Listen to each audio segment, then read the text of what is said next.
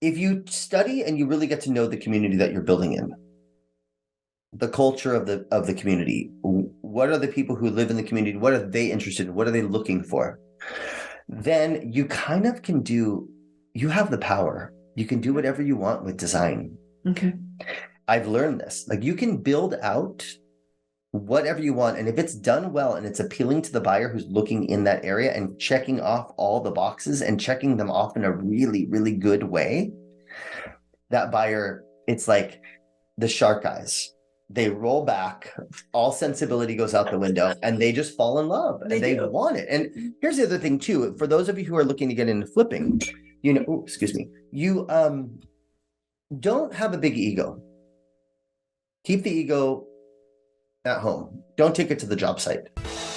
I am Christina Suter, and this is the Real Estate Breakthrough Show, where we talk about the reality of real estate, the mindset you need in order to face the reality of what it is, and tips and tricks to get you moving forward in investing. I am your host, Christina Suter. And today I have Carmine with me in the studio. Carmine Sabatella. Hi, everyone. Welcome. Good to have you here. So Carmine has a very diverse background in the side of real estate, but he really started as a flipper originally. Is that correct? Well, no. I started as a real estate agent. Okay, so started as an agent and went all the way to flipper to TV personality. So fill us in on your background. Explain to me how you went to TV personality from real estate agent? Yeah, well, I'm still all of those. So I started. So I actually was in the hospitality industry for a very long time. So I owned and operated restaurants, which allowed me to create a lot of good networking with fairly, affluent people in the community and people who were buying houses in the community or selling. So when I got out of the business, I had always had a passion for real estate and design. Even during the course of my 20 years in the restaurant business, I did interior design on the side as a hobby to keep my creative juices flowing. So when I got to the point where I was tired of that business, I liquidated my assets and I got into real estate, and I was doing residential real estate, and still am. I started on my own. I kind of puddle jumped from brokerage to brokerage until I found one that fit really well. And it stuck, and it was a really good transition. And I would say about 3 years into the business, I realized that I didn't want to keep selling all these homes for my clients who were flipping them. Okay. Really, when I was doing the majority of the design work for them. Yes, you were. Yes, you have. I mean, because your design. Sorry. No. I get excited. Your design work's very good. I mean, that's part of why we work together. So yeah, go ahead. So you got tired of your clients. So my clients were leaning on me a lot for design choices. They were asking for contractors. So I thought, I'm doing something wrong here. I'm missing something here. So I created my company, which is CSDomains. It's an S corporation in California. And that has allowed me then to flip my own homes. So I still help clients with their real estate needs and flipping needs. But if a flipper comes to me and they want to source me for design work, then I charge them hourly, or I can increase my commission percentage.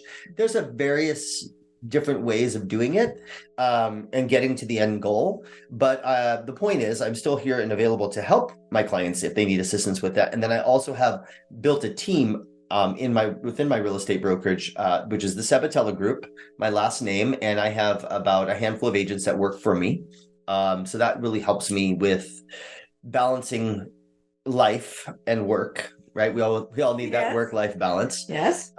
Because I ended up landing, as Christina mentioned, the show on HGTV, which is in the second season. It's called Inside Out on HGTV. It streams on Amazon Prime and Discovery Plus. You can get it on a few different platforms. And we're going to be launching the second season. I believe it's going to be in April or May of this year. And it was interesting how it all happened. Tell us the story. Go ahead. I think I kind of just surrendered everything that I had going on in my life to the universe and said, you know what, wherever it's going to take me, it's going to take me. And I'm just going to go for the ride. And so, at 38 years old, I consciously made a decision to jump ship and dive into a completely different profession. And that's not easy to do. I remember my inspiration for that is I was reading a story that they had written in People magazine about Lucille Ball. Okay. And the story was, in a nutshell, that there was a woman who was too pretty to be considered a serious actress. Okay. But she wasn't quite pretty enough to be a model. Okay. So she was kind of stuck in the middle. And she wasn't getting any good gigs, and she was struggling, and she was working in jobs that she didn't love and didn't have a passion for. So she thought, you know what, I'm going to create my own environment. Okay. So she decided, and she was having trouble with her husband. There were some indiscretions. So rather than jumping ship in the marriage, she thought she was going to create an environment where she could produce her own show. She could be the comedic actress she wanted to be and still be pretty, work with her best friend, and keep an eye on her husband. So that was very inspirational for me. And she did it at 38 years old. Okay. So I thought, if Lucille Ball can do it, I can do it. Right. Okay. So I'm not as pretty as her, but I have talent. Thank you. You do have talent. You have a variety of talents. I'm going to get into that. Yeah. So thank you. So really though, it was really an inspirational story that I read, and I thought, you know what, I better get moving because I'm going to be 38 next year, and I got to make a move. Time's wasting. So I was actually approached by the producer of the show via phone call randomly, and I don't even pick up phone calls that I don't normally recognize. Right. But for some reason, I picked up this call, and it was Nate Harrington, my producer, who owns House 8 Media, and he introduced himself. He was very kind on the phone, and he said, "Hey, I'm sitting here with a guy named Mike Pyle, mm-hmm. and his business associate, Kim Nielsen." And I said, "Wait, Kim Nielsen?" Yeah. I was like, "I know that name. I went to school with the Kim Nielsen." He said, "Yes, you did." He said, "She's sitting right here." And we found Mike through his social media because we're creating this epic new show for HGTV. They didn't know the name of it at the time, but he told me the concept. And honestly, I thought it was a bunch of BS. I really didn't believe it. And so a random call, why would you? Right? I'm like, come on. Like, this has been like a bucket list item for me since I was in my early 20s, like to have a show on HGTV. So it turned out that they approached Mike. They met for coffee. They pitched it to Mike, and they said, "Do you have somebody that you would refer or recommend to do the inside work, all of the interior design?" And he said, "I don't really know anybody." And Kim happened to be sitting next to him, mm-hmm. because they were heading off to another meeting after this. So she jumped in with him on this one. And she said, "Wait, I have a friend that I grew up with, and I follow him on social media, and I think you should check out his Instagram. Yeah. I think you're going to like what you see." And then, of course, on my Instagram, my website is linked to my bio. Mm-hmm. So they do what they do best, and they did their research, and they dove in very quickly, and they checked out my page, and they looked at my my website, and they called me and said, "Hey, we think you're the perfect fit." And that's it. And it's history. And that is incredibly random, but it covers two topics I want to get into. One is, how does your social media feed into? How did it feed into your success in becoming a TV personality? But also, you work on it as part of getting your real estate success. So let's talk about that. Yes. So it is a fine line with social media. Okay. Those who have, I would say 20,000 plus followers have kind of figured it out to some degree.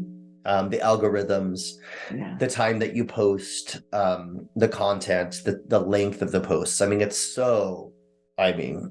You can really deep dive into it. It's kind of crazy. However, I had to just do a little cleanup. It was just a little cleanup. The content for the most part was there. And then what I found out was, so there's different social media platforms, obviously. What I use Facebook, Instagram, and I use, to some degree, TikTok. Okay. I just started getting into it because my agent told me I had to. Begrudgingly, Okay. I'm like, why TikTok? Because it's all about reels now. It's reels. It's all reels. You do these 1 minute reels, and I'm like, I'm confused. I'm used to delivering content. No, it's like 1 minute or less. So you're like racing through the content. Mm-hmm. I'm thinking my daughter, my 17-year-old daughter uses TikTok. Like, why the hell would I use TikTok? Right. But I get it. So everybody, all age groups are now gravitating toward it. So I've learned that, Facebook I usually use is 90% business and family, 10% fun. So when I have a new listing launched or have something coming soon, or I close a listing, I brand it so that it's recognizable on social media. So everything is consistent with every post that I do, with exception of the content on the property. Obviously, every property is different. So the specs on the property and the photos will be different, but the layout, the font, everything that I highlight, it's all the same. So it's all recognition and it's repetition. So when somebody sees that coming through their feed, they go, oh, Carmine sold a house, or Carmine just got a new listing. Yeah. Let's check it out. Yeah. And that is really, really big, is keeping that consistent on Facebook, because it's the recognition factor of it. Also, every time I post something, I get a DM or several, and it leads me to another client. Okay. So, and when I post, I will usually add some sort of statistic on the post. So I'll give an update on where the interest rates lie. I will talk about maybe a little update on return on investment, like on one feature of the home. It could be a number of things. It could be a landscaping tip, whatever. So I try to include some content at the bottom and just say, for more information, DM me. And that works. And then Instagram is really just a melting pot of what I do on a daily basis. So it's really kind of a dive into my daily life. It's not like a Big Brother episode, but it is. It shows me at home. I do a lot of DIY stuff. I'm working in the garden. I'm giving tips on plant care, gardening, how to install wallpaper from paint color choices. How do you take care of your house plants? Tempering your house during the winter so you're not drying out everything and ruining things and making your drywall crack. It's stuff like that, like things that you don't really know. But what I have learned is that if you want to get attention on Instagram, give the audience something they can take away. It's always some sort of useful tip, and it could be 5 seconds long, but it's so effective. And so right now, I think cumulatively I have some in the neighborhood of like 50 to 60,000 followers between all platforms, which, in the grand scheme of things isn't a ton of followers, but it is a pretty good amount. And so, and it's growing quickly. We anticipate that once the second season of the show airs, that'll probably jump, maybe even double. Yeah. Probably. Yeah. So let's change topics a little bit. So one of the reasons why I worked with you, right, because we did those projects together, which went very well. And I really felt like what you brought to the table was so incredibly valuable. You brought the property, you brought the design work, and you sold the property. And we just talked about all your social media. When you list a property for sale, it's a Carmine Sabatella property. It's people already taking a look at it. You get buyers off of your social media platform, not just, gee, it's on the MLS and this is what people are looking for. That's part of why I worked with you on the projects I did. Just to be blunt. Yeah, no, listen, believe me, I also think that, birds of a feather. So you kind of find your niche and you find your people that you want to work with. And, when we met, I think clicked very quickly. Both have very strong personalities. So I think in the beginning, it was kind of like just getting that adjustment down. Oh, did you have to adjust to me? No, both of us. No, because I can.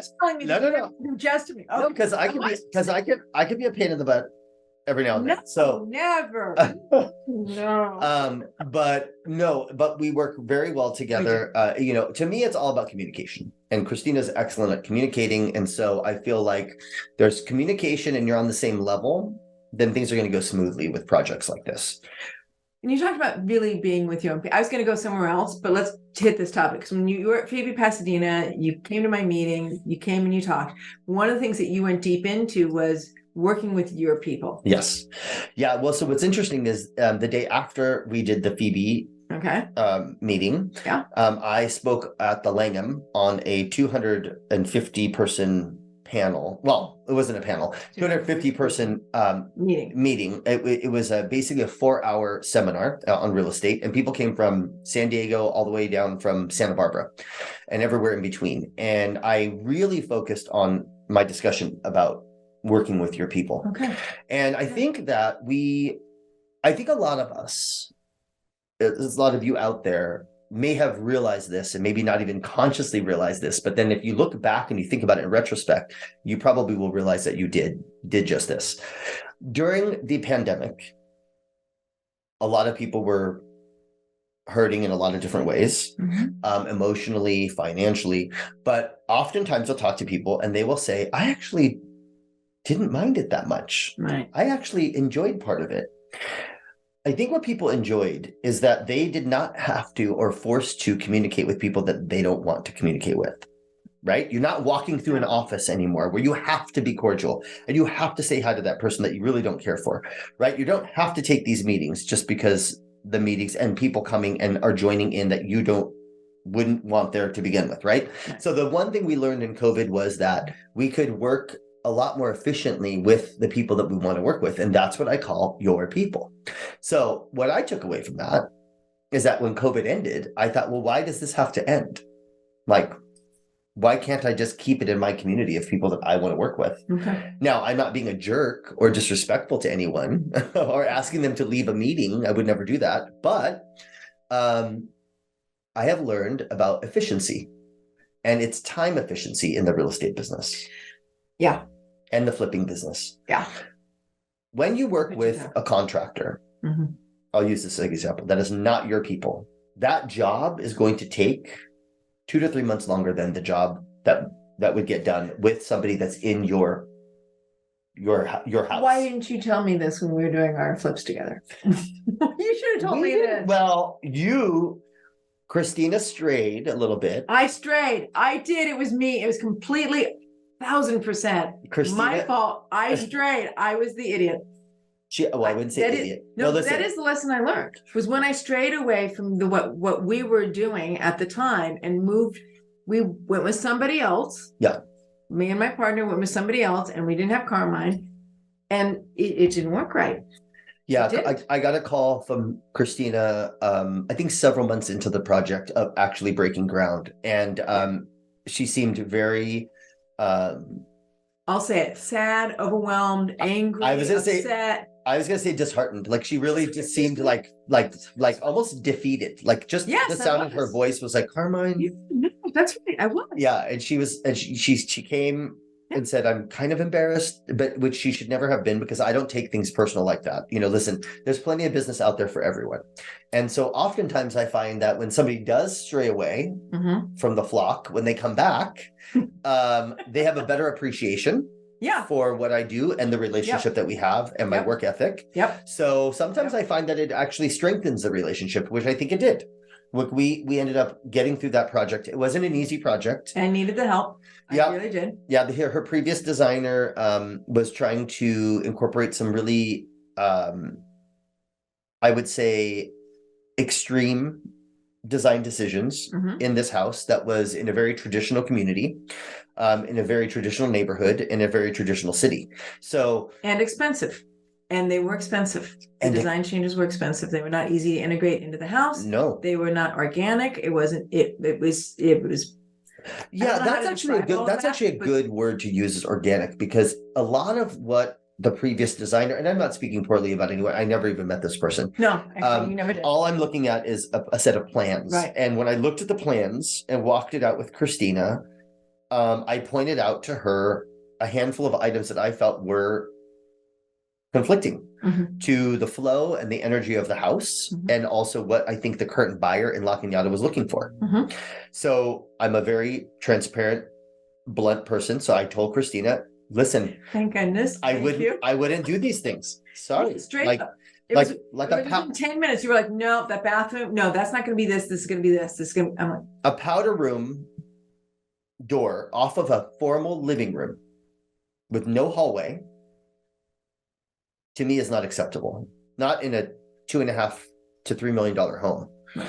It doesn't make any sense. So that was like one effort that we had to look at. Why don't we take that bathroom and we'll take the powder room and put it elsewhere. And then we can take that bathroom and reverse it and make an ensuite to the bedroom that was there adjacent to this powder room. Instead of having to Jack and Jill. That's right. Right? Like, you're getting all ensuite bathrooms now, and a powder room that's located in a much better location, which is over by the kitchen and the family room. Exactly. Where it should be. Right. So, and then the previous designer thought, well, 2 powder rooms was necessary. It's not necessary. If you have 4 bathrooms plus a powder room, that's plenty, right? It's plenty. So that's just a little example, but you live and learn through the processes and the windows windows was the bathroom. The 2 brilliant moves to me was the switch on the bathroom, right, making it ensuite and putting the powder bathroom in the hallway, and the oversized windows where it's like you're like, no, the sun comes in from this direction. You're going to regret having windows that big. Your owner's going to regret having them, both for the capacity to cover them as well as the capacity to control AC and heat in the Southern California environment. And it was less expensive to put windows that you felt like fit more appropriately. And the reason why I'm spending all this time on this isn't just because I enjoy talking about this story, which I do. Thank you very much. But it's because part of your design theory, part of your design ethic and the integrity you bring to the project is being able to have a project that works really well and is financially sound. Right. So when I see a project so I'm always trying to minimize out-of-pocket expenses for my clients. Why? And for your own flips. And for my own flips. I don't do turn and burn flips. I'm not a cheap install. No. I don't know how to do that. I just don't have the capacity to do it. If you stuck me in an area where there were all tract homes and there were like 3 different, there's no way. I'm not the guy. No, I can't do it. So when I walked through and I saw the window schedule for Christina's job, as Christina mentioned, there were some oversized windows, and these were massive windows. Not only are they not standard size, so you're paying quadruple the amount of money for a custom size window of this size. Again, you have to take into consideration electrical bills, right? Running your HVAC, gas during the winter. That cold hitting a window like that up in La Cañada that's bunked right up against the San Gabriel Mountains, like it's cold. So they had one of these in a bedroom, and I thought, why? Like, first of all, the buyer's going to have children, and they did. And they did, right? Yeah, and they did. Why in the world would you want did have children? Yep. A picture window in your master bedroom to your backyard, where your kids are going to be playing? You have no privacy. I was like, wait a minute, what are we doing here? That never even occurred to me, Carmine. I was this like, whole time when you told me don't do that window, I'm like, oh, that makes sense. And I was worried about the window coverings and the heat and all that. That even occurred to me. Like literally, like you're watching your parents 100%. I mean, the window. Was, I don't know. Parents need to have a little fun sometimes. 6x8 or something. I mean, right? Truly, you looked right through the back window into the parents' bedroom. Yeah, it was. So again, we talk about Go ahead. That was an issue. And then there were 2 windows that were oversized that were next to these French doors, and they were east facing. So I'm thinking to myself, in the morning, the Lord is going to come beaming through those windows with all of his glory and wake you up every morning unless you have proper window treatments in there. And again, not everybody wants blackout window treatments in their house, right? So it was just little things like that. And honestly, it took me 2 days to walk through with Christina and her business partner and say, these are the changes we need to make. Yeah. And then once we figured it out, I then hired Carmine back on the project. Christina, the other designer, right? Because I'm like, this is what we need. This is what's going to work. Yeah. Go ahead. And the thing too is, and designers have to understand, and I think a lot of designers out there don't realize that this is part of their job.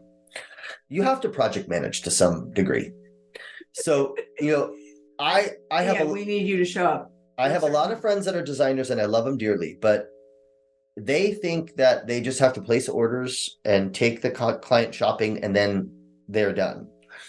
Now, if they can budget it out and you can hire a third party and have a project manager there, that's fine, great, perfect if it's in the budget. But if you don't, the designer should be charging for their time, and they should be planning on project managing, because oftentimes a design job, and a lot of you out there can, I'm sure, attest to this, takes much longer than they really think it should. And because the designer's busy and they are spread too thin and they're not having somebody manage the project. So if I may interrupt, here's my experience. So Carmine comes up with this amazing design, which you did. Spent 2 days walking around the project, turn the bathroom, do the windows, blah, blah, blah, the kitchen, all that conversation. mm-hmm. Then it comes time to, and we're going to talk about doing this to the ceiling. And the reason why I mentioned the ceiling was we talked about the living room. We were going to move the roof or not, this whole conversation. We did not doing any of that, which you called out and said, no, it's going to be too expensive. It would be way expensive. We needed you back, 4 or 5 times to be able to go, okay, now exactly where do you want the lights in the ceiling? Exactly. How do you want this vanity to be next to the bathtub? Mm-hmm. Where do you want this placed?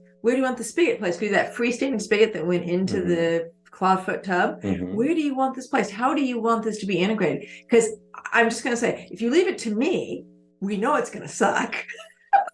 Worked that out. We don't leave it to Christina. Don't leave it to me. Don't leave it to Christina. Don't do any design work. I just had my. I get that look. I got that look so many times. Like no. I have my book of expenses to Christina, and she organizes all of it, and she's a wizard with all of the back end stuff. She's amazing. Fantastic, keeping me in check with budget. Hey, we've spent this much money. She's great.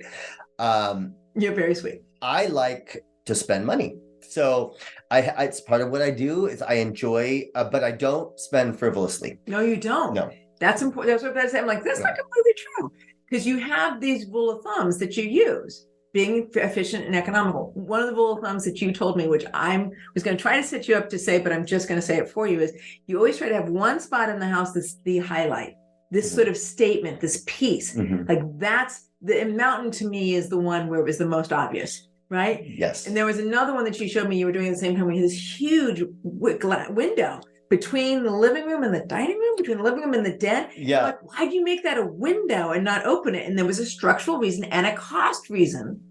So Christina's talking. Yeah. So Christina's talking about this project that I did in Pasadena, and it was a mid-century.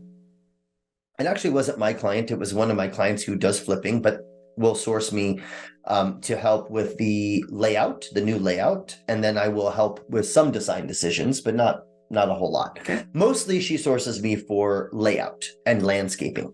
So when I went in, the floor plan was, like many of the properties we work on, the floor plan was just atrocious. And so we had this weird room that was a bedroom with a window that was facing into this bonus room that was built that was just like a kind of an afterthought. Okay. Right. And it was I didn't see it before. I only saw the end product. Okay. And this room was about 400 to 500 square feet. So it's a big room. And then it opened up out to the backyard where the pool was. So I decided to take the kitchen from the front of the house and move it to the back of the house because I wanted to utilize the space because it was so big. And I was like, what the hell do we do with this massive room other than create a bowling alley? With like 8 lanes. So right. And the neighbors would not enjoy that. So I thought it may not be high utilization of the space. Probably not, unless you're charging. It's true. That could be lucrative. So just don't tell the city. Yeah. What are these pins everywhere? Yeah, exactly. So here we go. So I did these bifold doors, these beautiful bifold doors off the back of the house. It opened up onto this kidney bean shaped pool, which is the original pool. And then behind that was a backdrop of the San Gabriel Mountains, right? Like just beautiful. Yeah. Bougainvillea between the pool and the mountains. It was just really gorgeous. Couldn't appreciate it. So we knocked out that whole back wall. We put bifold doors in. I moved the kitchen up to the front. I put the dining room right here. And then you had your family room. So you had family room, dining room, and kitchen. Yeah. All in one space. But the dining room area here was more of a everyday use. Let's call it like more of a breakfast nook. Right. On steroids. So it was a big breakfast nook. But we did have to have a formal dining room because if you have guests over or you're having a holiday or whatever you want to have a formal dining. So I thought, wait a minute, how cool would it be to have that room that had that window in it as the dining room, and then I'll put a tempered piece of glass in, so if somebody bumps into it, it's not going to break.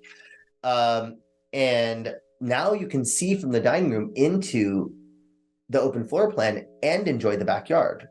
So And everyone thought I was crazy. Yeah. Why would you do that? That's unusual. I mean, it's unusual. You wouldn't, right? But in mid-century, there are a lot of those interior windows that you'll see overhead in a bathroom, or the transom windows that go from one room to the other, right? Like you have those. So I thought it's actually not that far-fetched. Would I have done it in a Craftsman? No. Okay. Would not have done it in a Spanish. I would have only have done it in a mid-century, and it worked. It worked. And it worked. It did work, actually. And everybody loved it. Yeah. Like when I was doing it, people thought I was crazy. But when it was all said and done, it made sense and it looked really cool. I remember, to continue with the topic, not that particular project, like I remember when, I don't remember which one it was, where I was like, oh, the vanity, how expensive, this and that. You have distinct opinions about the kitchen and what needs to be, the appliances in the kitchen. We don't need to talk about that. We can talk about it in a minute. But the point is, you were talking about, no, we actually don't want to make the bathroom the big blowout. We actually don't want to make this piece the big blowout. We want to have something that is a signature piece. That's where we put the money in, not in the whole house, in a particular place. Right. So how do I explain this? Okay. I think it's important, but for me, it's important on the monetary side. Yes. For you, it's important on the design side. Of course. Look, if we all had disposable incomes and we could do whatever the hell we want, great. But most of us don't have that luxury, right? So most of us have a budget. How do you want to spend that money is your choice, but I can give guidance. And what I do is I try to build out homes so that there's no future regret. Meaning, if a client really wants something and they want to spend the money for it, I always ask, what is the driving force behind it? Is it because you love it? And if you love it, that's all that matters. If it's out of obligation, or if it's something that you're trying to show pony just to have, in a year or two, you're going to go, why the hell did I spend that kind of money for that? On that thing. Right? It's a regret. And I don't like to do things where there's going to be regret, because the majority of my business is predicated on word of mouth and referral. So I like my clients to say, Carmine won't let you spend money where you shouldn't. Yeah. And he will let you spend money where you should. And that's actually accurate. I'm just saying, like, actually having worked with you, that is accurate. You wouldn't let me spend money on things. Well, and this goes for my flipping clients, but also all my end users who are my design clients. I mean, I've designed homes $6 million, $7 million, yes, all the way down to 800,000, yes, and everywhere in between. So, and I have my higher end clients even say to me after the project, you know what? We really appreciate it. You saved us like $100,000. Like, that's kind of amazing. Thank you. Like, we're so glad we didn't do all of the wood framed windows and we went with fiberglass on the outside and wood on the inside, because it's more durable. You can't even tell. And it saved us 40 grand, that kind of thing. So, and it's more efficient in the long run. It's more efficient. And like you said, it's more durable. 100%. It's less maintenance. Unless your house is going to be on the historic preservation, tour. Then why put all wood windows? It's just going to rot on the outside eventually. You're going to have to paint it like 1,000,000 times. It doesn't make any sense. So you take a house, and I take a house and I imagine it much like a woman when she gets ready to go out. Okay. You follow me? I follow you. I'm ready. Go ahead. My daughter's 17 and I've been teaching her this. Right. I used to style people back in the day for photographers. Oh, that makes sense. When I did my interior design as a hobby, I was also doing styling for wardrobe. Okay. So this is why I have this comparison. Okay. When my daughter's getting ready, I tell her, there's no need to deck yourself from head to toe in designer items, right? Why? Nobody knows if you're wearing a designer pair of jeans. Nobody knows if you're wearing a designer t-shirt, and usually a designer jacket. What matters? The shoes and the handbag, typically. Okay. Typically. Maybe a coat. So you find one piece that is the standout, that looks elevated, that looks rich and beautiful and fashionable. And then you build down from there. And then everybody assumes that the entire outfit is $1 million. Right. Is it the same? But it's not, right? It's just perception. So I treat a house like that. I don't like to cheapen things. I'm not talking about that. I'm not talking about the rest of her outfit being like, something she got from a thrift store. I'm talking about elevating and different levels of things. So for me, house is like layering, right? You choose where you want to spend your money. Like I tell my clients in the kitchen, what do you want the wow factor to be? Okay. What do you want? You want it to be the cabinets? Great. Do you want it to be the backsplash? Great. Is it the countertops? It can be. So you pick the one wow factor. So let's say it's the cabinets. We're going to do custom cabinets. They're going to be gorgeous. We're going to customize the shaker, whatever. Right. Yeah, exactly. The door. Right. Like beautiful custom cabinetry. Maybe we're staining the uppers and painting the lowers. Who knows, right? Well, then the backsplash can be like $5, $6, $7 a square foot. And you could get a nice quartz prefab slab for like $500 instead of spending a ton of money on that, because that's not the wow factor anymore. Right? The cabinets are what's speaking to everyone, and everything else just falls into place and looks beautiful. And from my side, it's economic. The point is, like, when we're talking about budget, we're talking about taking it from, at least the way you worked, in my experience with me. You talk about taking it down to studs so that everything's clean, new, solid. The house is solid. We know it's solid. Even replacing foundations. I know we've had to upgrade foundations on some of the flips that we were involved with. Right? And then you go, okay, so now we're going to sink our money where it's going to make a statement, and it's going to add to the value and the design of the home. And then the rest of it's solid. Right. Simple, solid, clean. And what I loved about that, from my point of view, because I'm not a designer, is that when you walk into the home itself is comfortable. You're not like, oh my God, that's really loud. That's beautiful marble. That's blah, blah. Like the home itself has a comfort that you can do California comfortable feel to it, but it's still elegant and beautiful. Right. And it fits the bottom line. The money goes there. That's the thing we're looking for. And everything else is a relatively predictable price per square foot build out. Right. Right. And you can keep within your budget that way. You can keep better within your budget. How about taking example of a kitchen backsplash? And if you have a tight budget, here's a little trick. Have your contractor do a little niche right behind your range, between your range and your hood.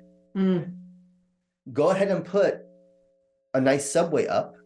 Not a standard subway like a 2x4 or 2x6 that's just flat white. I'm talking about a little, maybe a Chloe, maybe something that has a little wave in it. You're still talking about $5 or $6 a square foot. Easy breezy. You can do it all day long in the kitchen. And then you can take that 5 square feet and go and get $25 or $30 square foot tile and put something gorgeous up there. And now all of a sudden your kitchen looks beautiful. Stunning and elevated. Yeah. Because nobody's paying attention to that subway. Everyone's looking at that accent piece. Right. The design itself. So so it's a little smoke and mirrors, but it's all legitimate and it makes sense. And it does work. I mean, the Carmine Sabatella brand has this, not just the social media background to it. It's not just because you've got all this great sales work going on in social media. It's not that. It's that it's really a sellable product, and it's well designed, and it's financially sound. Correct. So, we're in a down market right now. Let's talk about that. Okay, let me correct myself. We're not in a down market. Not a down market. We're in a stabilized market, especially where we are. Okay. So let's call it a stabilization. Okay. Feds have already said that interest rates are going to slowly start creeping back down over the next 6 to 8 months, slowly, but it's going to start. So we feel like there's a little light at the end of the tunnel. However, where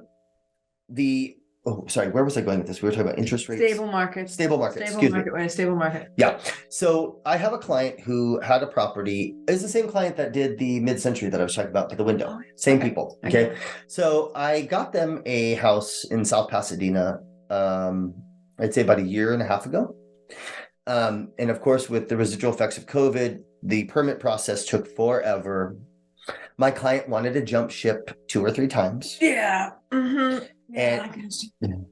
yes, you can. Okay. And much like with you, here's the thing too. I do not sell any of my clients a property that I don't believe is truly flippable. And the testament to that is that I have bought 4 properties off my clients in the past when they got cold feet. One of them sitting right here. When they got cold feet, and I said, you know what? Here's the deal. I didn't sell it to you to get the commission. I sold it to you because I believe in the project. So I will buy you out and I will finish it. So you have some peace of mind, and I know that I'm doing right by my client. So, and I did. So did I mention Carmine's integrity? I'm just saying. I mean, that's one of the places where in working with you, I was like, your integrity is incredibly clear. Yes, you can be a little difficult sometimes, but your integrity, when it's like, Carmine, blah, blah, blah. Oh, no. All right. I'll show up. I'm there. Yeah. Now, listen, I have a standard that I don't bend on. You know, that's actually part, I mean, maybe that's part of what makes you precious. Well, thank you. So you have a standard you don't bend on. Yeah. Go ahead. I mean, I've walked into a job site where I noticed that the primary bathroom tile in the shower was installed upside down. After I told the guys 2 or 3 times with a photo of which direction to hang this tile. So, I mean, begrudgingly, I told the GC, rip it all out and put it in the right direction. I'm sorry, but that is not the vision I had, and it looks completely different than the way it should be. So we've got to rip it out. And that's only where I won't budge on some style choices, because it's just not, it's a reflection of who I am and my work, and I have to hold true to that. So this property in South Pasadena, she tried to sell to me a few times. I told her I'll buy it off of you, but I told her, honestly, I'm telling you right now, you're still going to make a lot of money, even with your holding costs. If you can keep yourself afloat, even if you have to go in and take a little home equity line out on your own property, whatever you need to do, it's for a short period of time. Don't shoot yourself in the foot. So she stuck it out. Okay. Originally, we hoped to get 1.7 for this property. She freaked out and said, I have to get 1.9 now, or I can't make the money that I need to make. Yes. Yeah. So let's list at 1.9, or let's list at 1.95, and then we can come down. And I'm like, no, that's not happening. So first of all, we're not in a market where you can list high and then you come down to a point where it's reasonable. If you list high and you have to do a price reduction, it's suicide now, because the buyer is in total control. You have completely lost control with the first price reduction now. Normally, in a normal environment, you need 2 or 3 price reductions before you lose control. But right now, 1 is all you need, often times. So she stuck through it. I convinced her to list it at 1748. I said, I will not list over 175. And I always, and these little tip for you folks out there, especially if you're in an area where there is a high popularity of Asian buyers, you want to take everyone into consideration, because feng shui is very important for some people. So the flow, the energy, the lineup of numbers is very important for some people. So the 1748 was a good combo. Okay. So we listed it at 1748. We just closed escrow yesterday. And guess how much we closed escrow on? More than 1748. This is a 1,470 square foot house, 3-bedroom, 2-bath. We closed at $1,978,000. That's amazing. With 2 backup offers in place for the same exact amount of money. Let me highlight for our listeners, again, the skill set that you just brought to play, the amount of expertise of having listed houses in the past, knowing what the market looks like, knowing where the price point needs to be set. He wasn't miscommunicating with the market. He was communicating very clearly, and you were using your expertise and your knowledge to protect your client, to make sure that it was listed appropriately, because you're both a real estate agent and you're a flipper and you're TV reality personality. Correct. And Christina touched on something in that's very important. You have to know your demographic, right? You have to know your audience. So you have to really think about who the buyer is that's going to buy your project. Yeah. Do that. Have that conversation. Okay, I will. Let me just finish it and I'll explain that. So the reason why I say that is, when you know who the buyer is, then you can cater everything to that buyer, because you know it's going to be that buyer or someone like that buyer. And so for me, with this property, at that price point, if you can believe it, in South Pasadena, that's kind of entry level. That's like first time home buyer, somewhere between 1.5 and 2 million. I know it sounds crazy, you guys, but that's just the reality of the city. So you'd be hard pressed if you find something for $1.5 million and under. It is a complete fixer. So at 1748, I told my clients, we'll get to the 19 number, but you got to trust me in this process, because if we put it on at 19, we won't get 19. Why? Because we just listed it for over $1,300 a square foot. Mm-hmm. Okay. And from the exterior, the house was cute, but it's a small 1,500 square foot cottage. There's not much more we can do with that, right? In terms of wow factor. Yeah. So somebody's going to drive by, look at the price and go, you're crazy. I'm not going in there. Right? Why would I spend my time? I did one weekend of open house on a Thursday for 2 hours, a Saturday for 2 hours, and a Sunday for 2 hours. We had over 500 people come through those open houses because of the price point. And that's all you need. You just need, you want the moths to come to the flame. And then once they come in to that area, then they're locked in. Mm-hmm. And they're sucked in.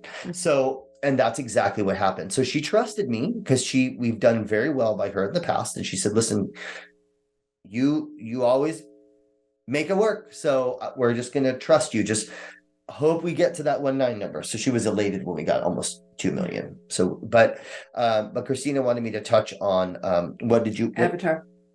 Your buyer avatar. Yeah. So I started playing a little game with myself. I'd say about 5 or 6 years ago, where I started to pick out the buyer for every house that I was flipping. And this was on the front end. So when I saw a property, I thought, okay, I'm going to envision what the property is going to look like, but I also want to envision who's going to buy the property. Who is this person? Is it a couple? Is it a single individual? Are they single? Are they independently wealthy? Do they have a full-time job? Are they a single parent? Do they have multiple children? I mean, literally, what kind of car they drive? Like, I literally go down the list and I create this avatar of this person who's buying my house. And honestly, I have to say, like 8 or 9 times out of 10, it's that buyer. It's funny. Like, it's so funny. And I don't know if it's just the power of suggestion, maybe, or maybe I'm just accepting offers by the buyer that I feel like that fit the bill. So no. Picking the buyer? No, I'm not picking the buyer. You're not. The clients are, I have no. Clients are picking the buyers, Yeah. but I do believe that you have geared that house towards that environment. The environment is created to welcome that particular family. Correct. And it will attract that kind of person. And it'll attract that family. Yeah. Does this client, is it important for this client to be able to walk to places, right? Is the walkability factor, are they shopping at Whole Foods? Is Whole Foods 5 minutes away? Like, I mean, literally, I go down the rabbit hole with all of these intentions and all of these specifications, but it works for me. It really does. And I've actually taught this method to a few people who are in the industry, and they've actually said that they started doing it and they said it works. Carmine, I have to say, Carmine is a delight to work with. I really do. Not only has Carmine a great, amazing sense of style and taste, he understands the bottom line that there's a budget to be met. He shows up like, hey, Carmine, you know what? He talked about earlier, we really do need you to come back. He's going to make the time to come back in those scheduled times that we need the support. Mm-hmm. And he's going to market the house on the far end in a way where it makes sense and actually gets a buyer. And we've had buyers show up before we even listed the house. Mm-hmm. Yep. Yeah. Sometimes we can capture the buyer before we even have to bother listing it. Yeah. Yeah. Or maybe I've even sold for sometimes my flippers before they even spend $10,000 or $15,000 staging the house. Yeah. That's an extra savings. So my husband, who mm-hmm. we were in the middle, I don't remember which one we were on. And I was talking to my husband and I was like, it must have been the one that you came and saved my ass on. Because we were sitting there going, we need a little Carmine dust. Carmine magic. Yeah. That's what we need. We need a little Carmine magic. And it really is the combination. Like, if there's anything I can get out of interviewing you in this show is, why does it work from beginning to middle to end? All of the different details that you pay attention to on the projects that you do, because the projects I started with you and I did with you when we started them together were successful. Thank you. Yes. So, here's what I've learned. If you study and you really get to know the community that you're building in, the culture of the community, what are the people who live in the community, what are they interested in, what are they looking for, then you kind of you have the power. You can do whatever you want with design. Okay. I've learned this. Like, you can build out whatever you want, and if it's done well and it's appealing to the buyer who's looking in that area and checking off all the boxes and checking them off in a really, really good way, that buyer, it's like the shark eyes. They roll back, all sensibility goes out the window, and they just fall in love and they want it. And here's the other thing too, for those of you who are looking to get into flipping, you don't have a big ego. Keep the ego at home. Don't take it to the job site, because when you start to get a big ego, then it gets in the way of your decision making, and you can't let that happen.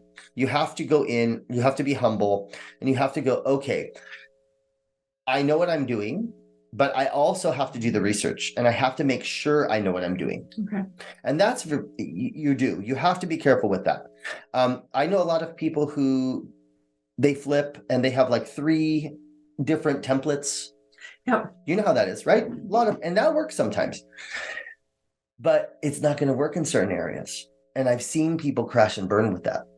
They've bumped themselves into like a higher echelon area. Yeah. Where they're like, oh, I'm going to do this one here. And no, it fails because they didn't do the homework, because they thought, I know what I'm doing. I am the first person to say, I'm always learning. I always go, wait a minute, what did you say? Okay, that makes sense. Never thought about it that way, but yes, let's do that. Like, I'm going to try that next time. I certainly don't know everything, and I'm always learning. So, and when I'm even teaching, I'm learning when I'm teaching. So I say you go in, and also I think when don't get fixed on that end number. I know it's hard, you guys. I know it's very hard, but when you get fixed on that number, sometimes just a difference of $12,000, $8,000 could make such the difference in the sale of that home. But you're so fixed on that number that you won't allow yourself to go past that budget, and then it ends up not doing well. Yeah. So luckily, knock on wood, I've only lost money in this whole crazy time I've been doing this 2 times. And it was only about 50 grand total. So that's amazing. Consider myself pretty lucky. And talented. Thank you. Yeah. So again, do your homework. Don't rush into things. Don't buy out of desperation. Those are a lot of the mistakes that people make. Don't go into unknown territory. Stick with what you know. Or get Carmine to come save you when you go into unknown territory. Or that's a good point though. You go into unknown territory, you might want to call a designer. No. Even if it's just a consultation fee. Yeah.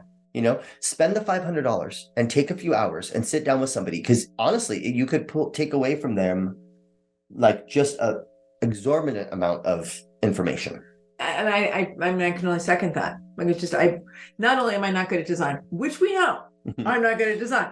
Not only am I not good at design, but I've discovered that if you bring somebody who's truly talented in the area of design, that it really just goes from Christina down here to maybe mediocre to here to it sings. Mm-hmm. The property has an element to it that sings, and it brings people in, and it sells much better. Mm-hmm. It shows much better. And in the end, it takes better care of the family that you're trying to put in it. Yeah, no, absolutely.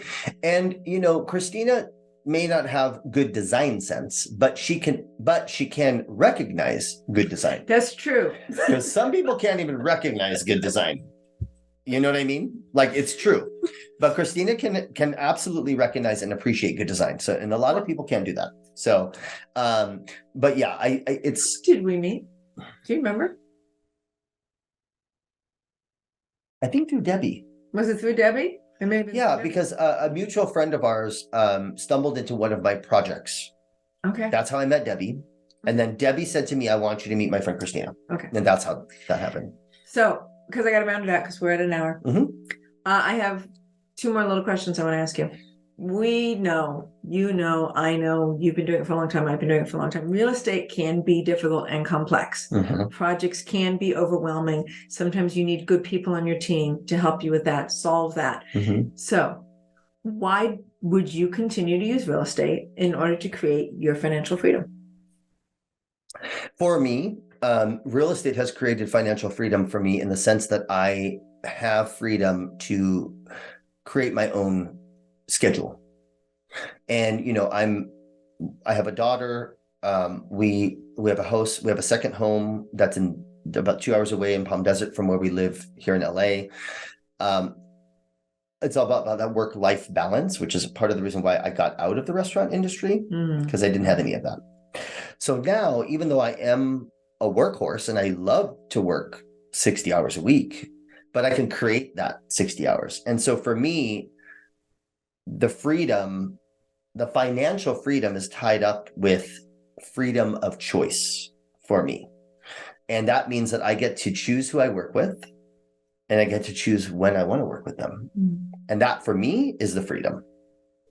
Okay. And it's allowed me to do very well in the industry. What does financial freedom mean to you? Financial freedom, I think, means to me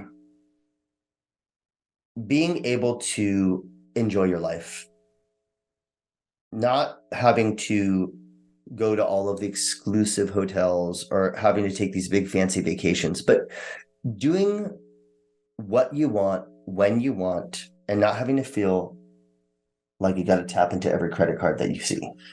Does that make sense? Yeah, I know the feeling when you feel like you have to tap into every credit card, the desperation of it. We've all done it. We've all been there. I've done it.